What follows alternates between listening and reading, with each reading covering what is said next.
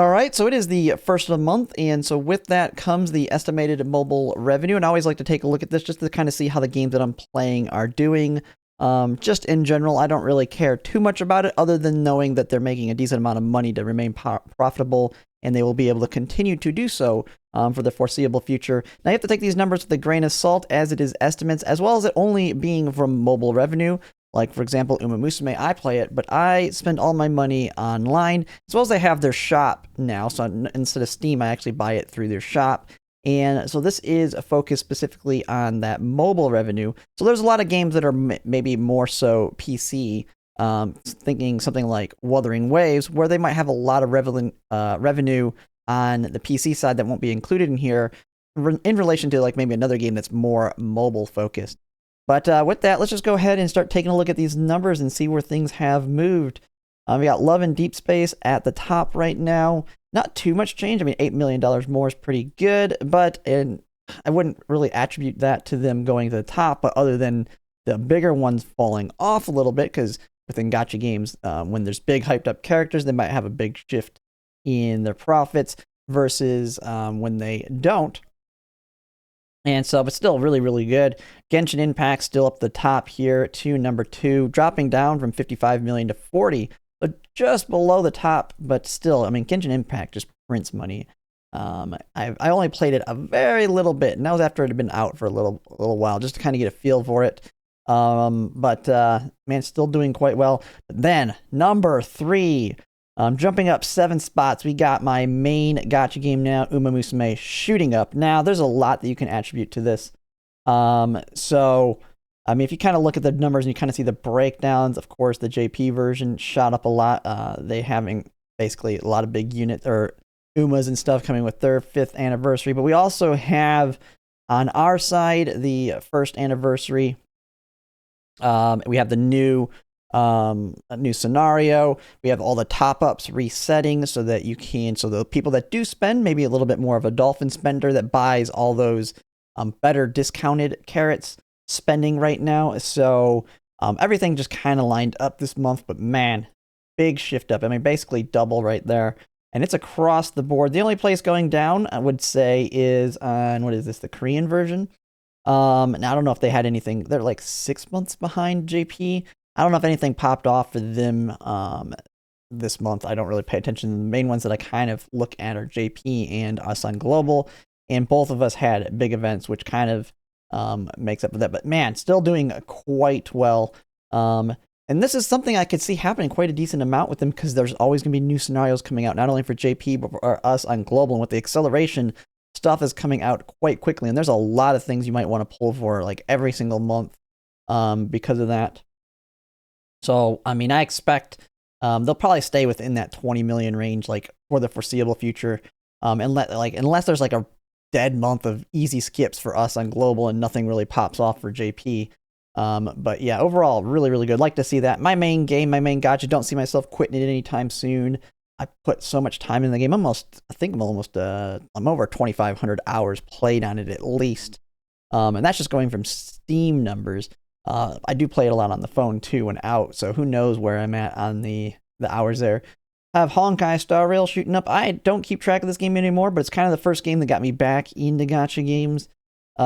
Still doing quite well. Not as well as it was doing in the heyday when I was playing, but I mean, still a lot of money. I mean, it's still their second most profitable, and I think they kind of alternate with Genshin Impact right at this point, depending on the banner. I'm guessing they have a decent banner right now.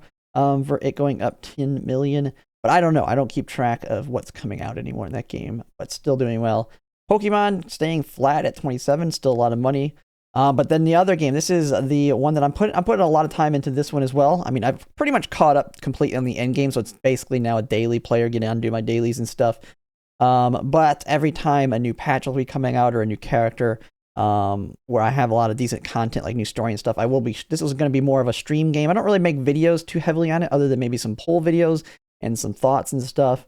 But it is just a fun game to play and stream. Very easy to maintain too once you get to the end game. A lot of people are worrying that because of the factory, it can take a lot of time. But with the blueprint system and all that, if you want to keep this as kind of just a daily player, you kind of can. Once you get to that end game, you get to a point. I know that's one of the major complaints you see on Endfield from people is it doesn't have a lot of repeatable content. Say something like Umamusume, where you can just keep doing careers. But I mean, that's typical. It's your typical gacha for a lot of people. I mean, especially if you're like me and you play 4+ gachas, you really want that. Just get on, do your dailies in 5 to 15 minutes, knock them all out. It's the only way you can maintain that many. And then every time there's a new patch, basically play the new patch story. So like I play Arknight's Endfield patch when it comes out. Then Girls Frontline 2 comes out another week. And then another one. So I actually like the way it is, but I can see the argument from both sides. But hey, they're still showing they're making quite a bit of money. I mean, I think every operator that's come out, there's been hype around them to some extent. We don't know who the new ones coming out are, but I know a lot of people were excited for Rosie. I didn't pull for her. I didn't really care for her too much, but I know she's got a lot of pull, and I know some of the upcoming ones. Mifu, I mean, I can't even remember the name. Zhang Zhangyi, like the leader of Wuling Lady, like they're going to be big money makers as well. So I see this staying pretty steady. Kind of moving down here. Don't know anything about this game. Made a lot of money and shot down, but still a lot.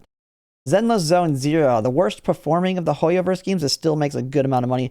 I actually think I had the most fun in this one, though, of the 3 when I tried it out. I mean, the gameplay felt really good when Miyabi dropped. Miyabi I really liked. But then, I mean, with Umamusume and all these other games dropping, it just became too much. I dropped this game alongside Wuthering Waves. Even though I really liked them, I just could not keep up with them. It is the one negative of open world games, and it's something that'll be we'll have to see how it works out with Arknight's Endfield when we have Neverness to Everness, or NTE, Neverness to Everness comes out. And playing multiple open worlds and maintaining them, because they do take some more time. Although I will say, Arknight's Endfield, the daily system on that one's pretty easy. Just go in, sell your materials you built in their factory, do the one daily quest, and I can be done with that one probably in like 5 minutes if I'm not hardcore grinding it on like a weekend for something. But that one just took too much time to try and keep up with. It's kind of the same thing, like I said, with Wuthering Waves, which we'll get into here in a second. We have Nikkei. It's been kind of a slow month, I feel like, for Nikkei. Nothing big. And for me, what I mean big is anything that I feel like I have to pull on, because they have the wish list and all these units go into that standard banner other than like the limited units. If it's not one of those limited units or a big new Pilgrim and meta unit, I expect it to be on the lower end, but 11 million is still pretty good. And we'll have to see when we get the next either collab or the summer or anniversary stuff. I expect this to shoot right back up, like it always has. But still really solid there. Another one that I don't see myself quitting anytime soon. Have a day 1 account on that every single Nikkei. Very easy to maintain. I mean, even if you miss a day or two, also you're not really missing out on anything. Really like the game. Very good fan service, and it's continuing to do well. Wuthering Waves right there alongside it. Although I'm guessing they had a really big unit. Maybe it was anniversary or something. The previous one. I don't know. All I know is they had a big seller the previous month, and they just went back down to probably their dead patch. A slower patch for them. Still very solid at 11 million. Infinity Nikki, or how do you say it, moving up. Don't know really much other than this game. It's more of a girl-sided game. Got the normal Arknights that was at 24 million, shooting down to 9 million. Don't play an Arknight's Endfield, but I've never paid attention to Arknights. I've never tried it, or don't know anything about it. Guessing it's just another big unit. Dragon Traveler still making good money. Man, this is my best performing video, surprisingly, on YouTube, is my one that I did for Dragon Traveler. I just didn't have the time to try it out. I just was so busy, getting in the tax season as well as maintaining all these other ones, that I didn't really get to try. I did not actually expect it to pop off as much as it did. I thought I'd make a decent chunk of change, but man, it's held on quite well for what it is. Haven't really looked at... Global's going crazy on it. I might have to try it out, but I don't really... the thing is, I just don't have time. We have Neverness to Everness coming out. A lot of these games that I see as maybe more smaller games, while they're fun, like Lost Sword was really, really fun, but it was definitely a smaller game to me in terms of its stayability for myself. But man, that one is really still popping off. I don't know enough about what it's doing now in terms of content versus when I tried it out in the early stages. But hey, it's good to see. It's good to see that I took on a game for an ad for something that actually does quite well. We have, let's see, I don't really know any of these. Azure Lane. I can't wait till Azure Premilia. Good to see this game does quite well. We just need more information in Azure Premilia because, man, they have some really nice figures for this game. A lot of good fan service in the game. It's just, I mean, I just really can't get into gacha games when they've been out for a while. It's very hard to do for me. And so, as much as I would like to try something like that, or even like Brown Dust 2, it's just really hard to get in that type of game, especially when I'm so limited on time and all kinds of other content's always coming out anyway. But who knows? Maybe I'll try it out on a stream one of these days. I'll make an account and just go in, see what happens. Kind of moving down, we have Girls Frontline 2 still holding strong. Moving up, Voimass Tina dropping. Yeah, I was fully expected to get a little pop off there for Voimass Tina. Big unit that a lot of people wanted the V6, just like Klukai and Springfield. And you can kind of see it in the numbers here. I'm glad to see they're still holding into the millions here, a couple millions. Really like the game. I have it basically now just kind of as a waifu collector. I mean, my teams are like super strong at this point that I just auto pretty much everything, have no problem. I don't really try hard on the heroics anymore. The newer difficulty that actually requires you to think a little bit. And if you're not worried about those, very good game to just kind of just daily play. Pay attention to the story here and there as you want to. But yeah, really having a lot of fun with that one still. I don't really make content too much other than like introducing characters and doing my polls, and releasing the video on the polls for it now. Because, I mean, I just don't keep up as much with the CN version, which is how I kind of had the foresight to really cover the newer characters. But still, really like to see the numbers there. And then kind of going down here, Brown Dust 2 is a game I've always wanted to try just for the fan service on it. They got popping off here a little bit. I will say I've seen a lot of worries between some of these heavy fan service games after what we saw happened to Snowbreak, which we'll see down here, down at the bottom, that the CN trying to cause some issues with trying to get more censorship in these types of games. I mean, these games, I can't wait till we get another one that comes out that's like new, that can go as hard as one of these games. Who knows if that's going to happen. But with the censorship stuff, I'm wondering if we'll see any problems if any other games here coming in the future. Kind of moving down here. Chaos Zero Nightmare still holding decently strong here. This game just was... I liked this game when I played it when it came out, but it definitely was giving me the Umamusume type vibes in terms of how much I would want to play it. Keep rerunning that the endgame mode to get a better and better deck. I don't have time for that. Umamusume is like the only one that I can fit into that kind of schedule. And that's literally the only reason I had to drop it. I really liked it. They were doing pretty well in the fan service too. Yeah, it's just Umamusume just takes so much time that I can't play two gacha games that are time sinks like that. And then let's see. I think that's pretty much. I wonder where Sword of Convolari is. That was the first one I really covered content on. I thought they were still around the million mark. Maybe they fall in the last month. I don't remember. Oh yeah. Okay. Yeah. The 600,000 mark. A little bit down here. Still doing decent. And global's gone down quite a bit. I mean, it's just kind of down across the board. Really liked this game when it first came out, but it's just, yeah, I just got into other bigger games like Girls Frontline 2, and they just a time sink, and I had to drop something. That's inevitable. I mean, it's impossible to maintain all these games, and one problem with gacha games, for me at least, is, yes, the FOMO gets people to stick with it and play it and spend money, but also FOMO makes it harder to get into that game once you've quit it. And so it's really hard to just come back to a game and catch up. Now, I would like a gacha that lets you like come back and start from where you left and just play through the content as if you never left and basically build up all that currency. So maybe like an acceleration to catch you up to everybody while you still don't miss all the FOMO stuff. But who knows? The FOMO's there for a reason. It's what makes them money, but it's also a detriment to a certain extent. Let's see. And A Theory of Restart, another game that I got in the content creator program for this. I just couldn't get into the PvP in it. I mean, it's got a big dip here. I don't know what's going on with it, but that is definitely not looking too good on the sharp decline here, but I don't really know much of what's going on with that game anymore. Then we have... I think the last one I want to kind of talk about was another one I did an add-on. I actually really liked the gameplay of it style. for just a gotcha.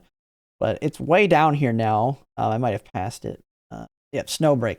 Snowbreak shooting way down. Now this is not on them in the sense they have like they are I think they're still down. I don't know if they are right now. But because of like apparently some skins or something and some censorship crap going on in CN, they lost like they're losing a lot of money because they had to take the game down to like redo a bunch of stuff on it. And it's really bad to see. I mean, this game has got a lot of fan service on it. I like that. I like the gunplay on it. Didn't really play it other than just kind of showcase it for the one sponsorship I did for it. But it is a game that I probably would have liked on launch if it kind of had the fan service. But the problem is, I mean, if you miss out on the game early on, it's hard to get into it after the fact. But it was kind of unique. I liked I'm hoping we can get like a Snowbreak type game that's using either the Nikkei or the Girls Frontline 2 kind of world lore. So maybe running around in like Girls Frontline 2 is like the T-Dolls or something similar to this. We'd have to see if they'll make something like that. I know there was some like third party making a game for Girls Frontline 2, but I haven't seen much on that since then. But hopefully they should shoot back up when they come back. Hopefully this isn't the death knell for them with the censorship. Got Girls Frontline 2 still, or Girls Frontline 1 still holding on. And I think that's pretty much everything there. I mean, you got the games that kind of died down here, like Black Beacon, I think is going EOS. Yeah, but nothing really else down here. So that's pretty much it. I thought I'd just go over the numbers and see how things are doing. Really love to see Umamusume though. Number 3, man, and they're not far off. If it would have been a last month for them, they would have been number 2, but and they're close to Genshin Impact's numbers. Like they're very close to the top. They're a top competitor. All it takes is a dead month for the Hoyoverse games and a big month for Umamusume like this, and I could see them being number 1. Because Umamusume to me is just going to get better and better in terms of them just always having new scenarios, always shaking it up, and it's not too hard to get back into it. Even if you quit, you'll usually be dead if you're brand new. You'll probably be dead for like a scenario where you just want to do the open league for, hey, I gotta accumulate resources and get some actually strong cards and parents to actually build. But once you get back into it and after about a scenario or so, you will be able to get yourself competitive, even as a free-to-play in this game. So really good to see. We'll have to see how it continues into the foreseeable future, but that'll be it for now. And if you like my content, if you like, comment, subscribe, it really helps. And thanks for watching.